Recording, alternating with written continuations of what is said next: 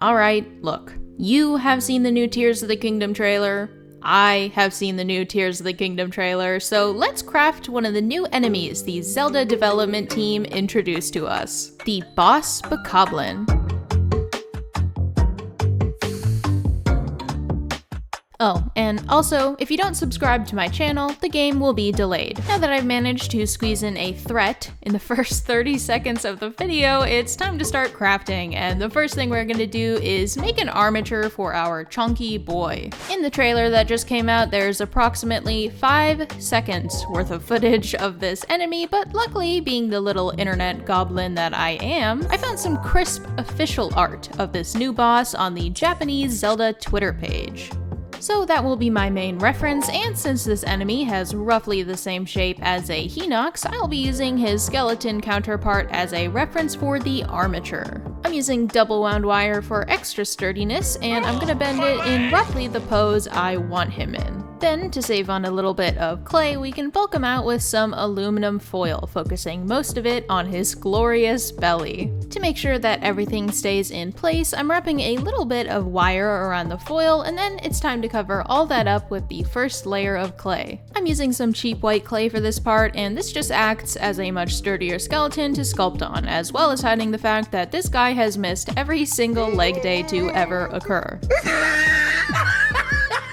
But with the first layer on, it's time to bake it so it cures, and while we're waiting for it to bake, I'm gonna mix up some colored polymer clay to use as his skin. Now this big boy is kind of a muted blue, so once I had mixed up a good base color and stained my hands with it like a true professional would, I then could add some white to tone it down until it just about matched the reference photo. With the color mixed and a strong skeleton to work on, I'm gonna start by sculpting his legs. Now I've never really sculpted anything close to a human. I did sculpt the horse god from Breath of the Wild, but that's older, and older videos, according to all known laws of aviation, will make you cringe after 6 months, so I hate it and am not counting it. My other Zelda videos are more focused on buildings and locations. For example, I made Terrytown, I made the Lumpy Pumpkin from Skyward Sword, and I made the traveling monster cart from Breath of the Wild. So I tried my best to be accurate in terms of anatomy. I made sure to add ankles and the whatever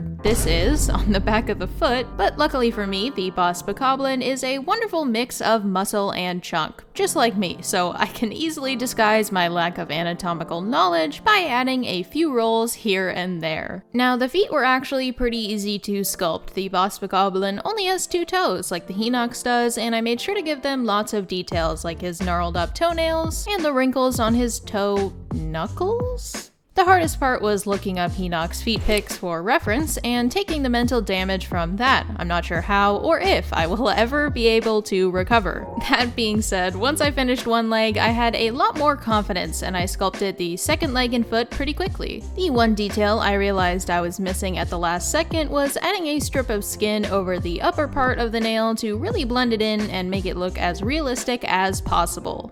And with the legs pretty much done, I wanted to go over everything with some isopropyl alcohol to smooth out any jagged edges or fingerprints. I worked my way up his torso by adding a thin layer of clay, and this is where I realized our poor Boss Bokoblin is absolutely as flat as a pancake. I mean, serious wah wah wah energy. Since we want him to be both definitions of the word baddie, I really summoned all of my sculpting prowess to give this guy the monster cake he deserves. And after a very long and uncomfortable session of smoothing out the clay with my hands, we can start making the fur pelts that he uses as pants, or really more like a Speedo.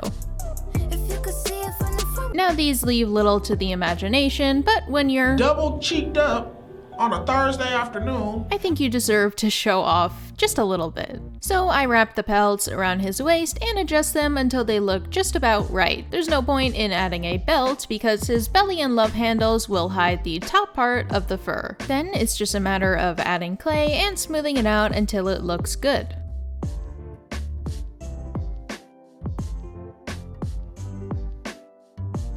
Once I get the belly to a good size, we can then focus on the pectorals, or as known in the scientific community, moobs. He he also has some back rolls that would connect to his chest underneath his arms. Now, since his arms are in two different positions, I tried to make sure the rolls looked natural in where they were sitting, so the arm that's bent has a more pronounced roll and the other one is a bit more stretched out. Then I gave him a little bit of a chicken wing, I think you call it, since his arms are massive, and finally it felt like our chest and back area was nearing completion. This side is all smoothed out, so let's do the same thing to the other side, and oh, my bad, let me fix this real quick. But as I looked at it more, the arms and shoulder area were kind of lackluster. I mean, the Hinox is strong enough to straight up pull a full-grown tree out of the ground, and his arms are scrawny in comparison to the Boss Bokoblin. So I took my time adding some more muscle definition to showcase his brute strength. After smoothing it all out, it looks much better, and it's finally time to add the head. Now he has quite the square head, so I'm manifesting as many thoughts about Minecraft as I can whilst shaping his head onto the rest of the sculpture. Once I had his head secured and the general shape was there, I could start adding his features, starting with his mouth.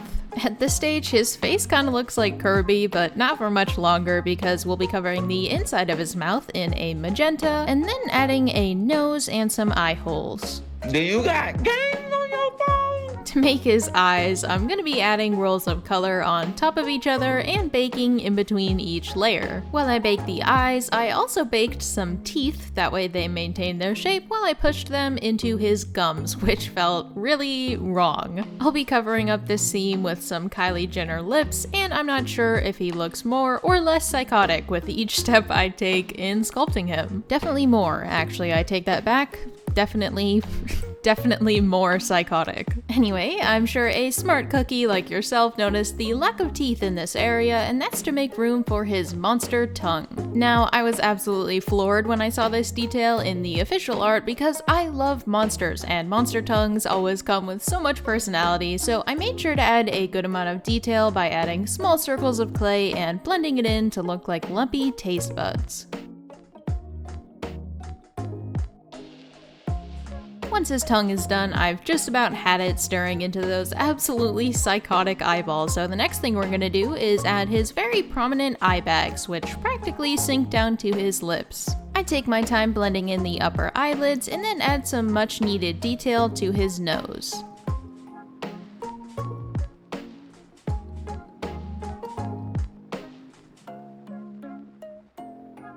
The next part is adding his ears, which I use an extra wire through his head to support, and with those attached, we can finally start adding all of the wrinkles on his face. Currently, this Boss Bokoblin looks like a 20-year-old with a youthful glow with no need to pay rent or worry about kids, but we want to strip him of all his youth and make him look like a father of 5 who is currently going through 3 divorces and is about to get evicted. Basically, we'll be adding a lot of wrinkles around his face and neck area. To smooth them all out, I first blend them in with one of my tools, and then I go in with some alcohol to make it a bit better, which at this point, it looks like he's thinking of doing the same thing.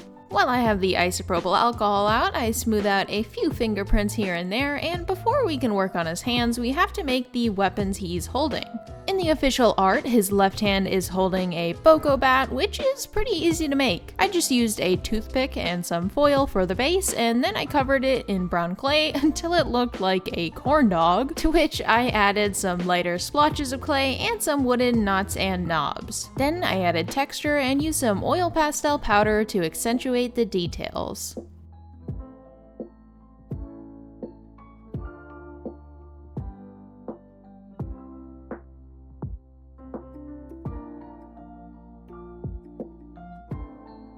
Now, the other thing we see him holding in the trailer is a horn of some kind to call all of his underlings, and after some digging, I found out it was the Lionel horn in the Creating a Champion book. So I used that as my reference, and after I made the basic horn shape and baked it, I felt it needed a bit more detail, so I added a hammered metal effect and some lighter metal knots to keep it in place.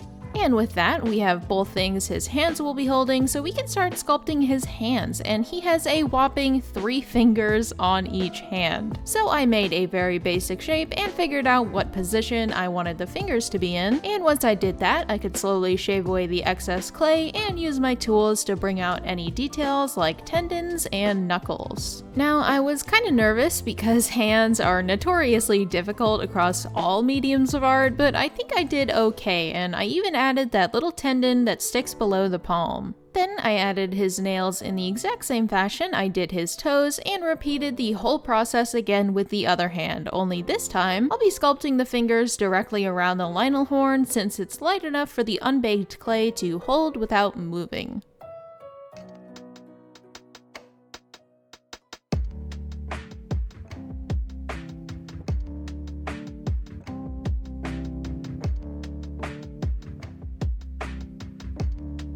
And now it's time to add his belly button and all of his accessories, starting with his fur handkerchief and his rope necklace of skulls.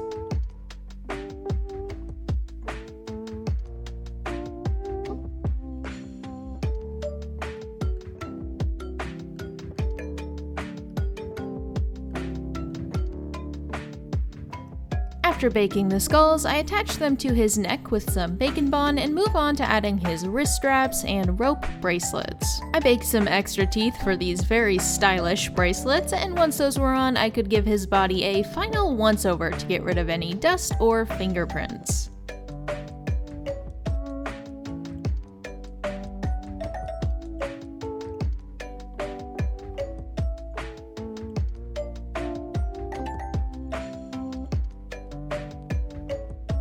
Now the last details are new to the enemies in Tears of the Kingdom, and that is weapons being attached to their heads. Before we add the weapon, I add a teeth and rope crown before separately sculpting and painting the axe on top of his head onto a toothpick. Now this new phenomenon kind of got me thinking, any medical procedure near the head is pretty serious, so if these weapons were to break, I'm not sure how they could fix them. You could say that they need to go to the head blacksmith. Oh my god. Alright, enough dad jokes. I'm gonna add a few last minute details and make a really simple base so you can enjoy this glorious monster montage.